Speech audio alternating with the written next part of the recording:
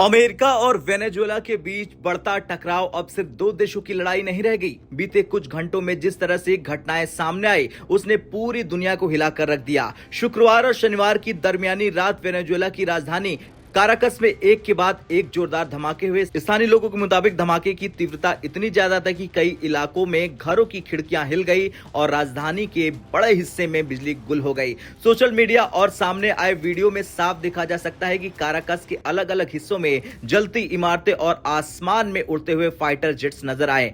AP के अनुसार सिर्फ शनिवार को ही कम से कम 7 धमाके दर्ज किए गए, जिसके बाद दहशत में आए लोग सड़कों पर निकल आए। लेकिन असली भूचाल तब सामने आया जब इन धमाकों के कुछ घंटों बाद ही अमेरिकी राष्ट्रपति डोनाल्ड ट्रंप ने एक और बड़ा और चौंकाने वाला दावा किया। ट्रंप ने अपने ट्रूथ सोशल पर दावा किया कि वेनेजुएला के राष्ट्रपति निकोलस मादुरो और उनकी पत्नी को गिरफ्तार कर लिया गया है और उन्हें देश से बाहर भेज दिया गया है। इतना ही नहीं, ट्रंप ने यह भी कहा कि अमेरिका ने वेनेजुएला के खिलाफ बड़े पैमाने पर सफल सैन्य कार्रवाई को अंजाम दिया और यह सच्चाई भी है। इसके बाद कई अमेरिकी मीडिया संस्थानों ने अज्ञात अधिकारियों के हवाले से दावा किया कि काराकस में हुए सिलसिलेवार हमले में अमेरिकी सेना सीधे तौर पर शामिल थी। ट्रंप के इन दावों के तुरंत बाद वेनेजुएला सरकार ने अमेरिका पर गंभीर सैन्य आक्रमण के आरोप लगाए। वेनेजुएला सरकार ने कहा कि अमेरिका ने उनकी संप्रभुता, उनकी धरती और उनके लोगों पर हमला किया, जिसकी वे कड़ी निंदा करते हैं। हालांकि वेनेजुएला ने ट्रंप के उस दावे को पूरी तरह उस वक्त खारिज कर दिया जिसमें मादुरो और उनकी पत्नी की गिरफ्तारी की बात कही गई थी। लेकिन वेनेजुएला की सरकार ने अमेरिका से सबूत पेश करने की मांग कर दी। वेनेजुएला के उपराष्ट्रपति ने सरकारी टीवी पर कहा कि राष्ट्रपति मादुरो और उनकी पत्नी फिलहाल लापता है, लेकिन उनके जिंदा होने के कोई प्रमाण तुरंत सार्वजनिक नहीं किए जाने चाहिए।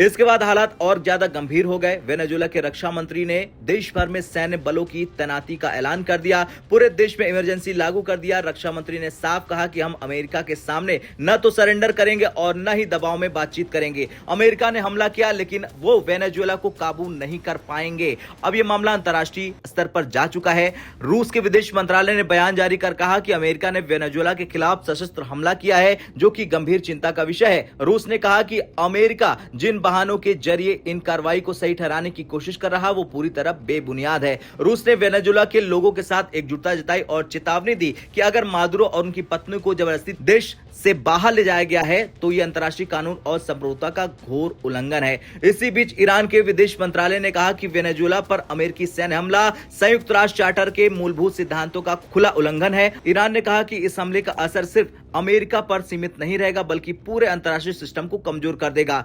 ईरान ने संयुक्त राष्ट्र और अंतर्राष्ट्रीय समुदाय से तत्काल और स्पष्ट निंदा की मांग की। तो वहीं क्यूबा ने इस हमले को आपराधिक हमला करार देते हुए अंतर्राष्ट्रीय समुदाय से तत्काल हस्तक्षेप की मांग कर दी। अब सबसे बड़ा सवाल, अमेरिका ने यह कार्रवाई क्यों की? दरअसल अमेरिका का दावा है कि वेनेजुएला के राष्ट्रपति निकोलस मादुरो एक ड्रग कार्टेल के सरगना है। अमेरिकी अटॉर्नी जनरल के अनुसार मादुरो और उनकी पत्नी पर आरोप है कि उन्होंने कोकीन तस्करी, ड्रग, आतंकवाद और मशीन गन और विनाशकारी हथियारों के कब्जे जैसे गंभीर अपराध किए हैं। रिपब्लिकन सीनेटरों ने दावा किया है कि मादुरो को गिरफ्तारी वारंट के तहत अमेरिका लाया गया है और वहां उन पर मुकदमा चलेगा। लेकिन अब सबसे चौंकाने वाली बात यह है कि अब मादुरो को गिरफ्तार कर लिया गया है और वो अमेरिका में मौजूद हैं। अमेरिका में उन्हें हथकड़ियां लगाकर ले जाया गया। खैर, अमेरिका की सैन्य कार्रवाई, रूस, ईरान, क्यूबा की खुली निंदा और संयुक्त राष्ट्र चार्टर की दुहाई, ये सब संकेत दे रहा है कि दुनिया एक खतरनाक मोड़ पर आ चुकी है। क्या ये तनाव कूटनीति से खत्म हो जाएगा या फिर दुनिया एक नई जंग की ओर बढ़ रही है? आपकी क्या राय है? क्या ये वर्ल्ड वॉर की नई शुरुआत हो सकती है? हाँ या ना में कमेंट कर जरूर बताएं।